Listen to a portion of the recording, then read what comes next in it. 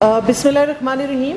आपको खुश आमदीद कहते हैं। हम सब बेनज़ीर इनकम सपोर्ट प्रोग्राम की टीम इस ई कचहरी में कुछ बातें आपकी कॉल सुनने से पहले मैं आपको बताना चाहूँगी कि जब आप हमें अभी कॉल्स करेंगे तो अपना मोबाइल नंबर और शनाख्ती कार्ड का नंबर जो है वो अपने पास तैयार रखें ताकि हम ज़्यादा से ज़्यादा लोगों की बातें जो हैं वो सुन सकें।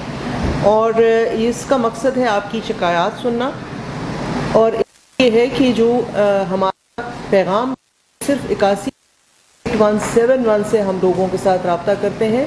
बाकी अगर किसी नंबर से आपसे कोई रब्ता करता है और आपको कोई काम करने को कहता है या ये बताता है कि आपके कोई पैसे निकल आए हैं, तो इस किस्म की कोई स्कीम जो है वो बेनज़ीर इनकम सपोर्ट प्रोग्राम की नहीं है। बराए मेहरबानी इनके धोखे में ना आए। और 8171 में अगर इस नंबर से मैसेज आता है तो सिर्फ वो है बिस्प का मैसेज। और दूसरा है कि हमारी जो रजिस्ट्रेशन है, जब आप सर्वे कराने जाते हैं, रजिस्ट्रेशन कराने जाते हैं, तो ये बिल्कुल मुफ्त है।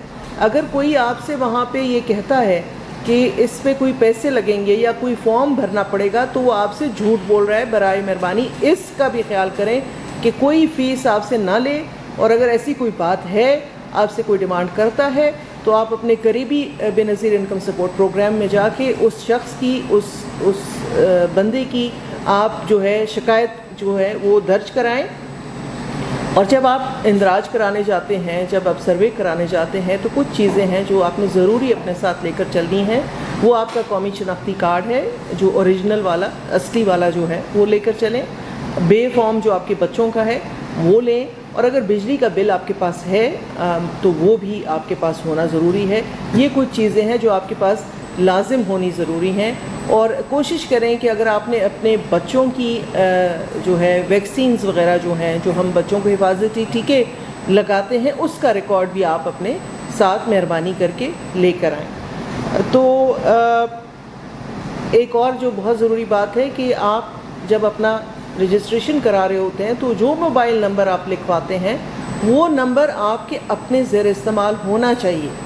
ये बात आपको हम बहुत दफ़ा बता चुके हैं, इस दफ़ा फिर बता रहे हैं कि आपके साथ हमारे राब्ते का वाहिद ज़रिया जो है वो ये नंबर है। जो भी नंबर आप लिखवाएं हमारे पास अपना टेलीफोन का, मोबाइल फ़ोन का, वो आपका अपना होना चाहिए, आपके ज़ेर इस्तेमाल होना चाहिए, तो तभी हम आपसे रब्ता कर पाएंगे।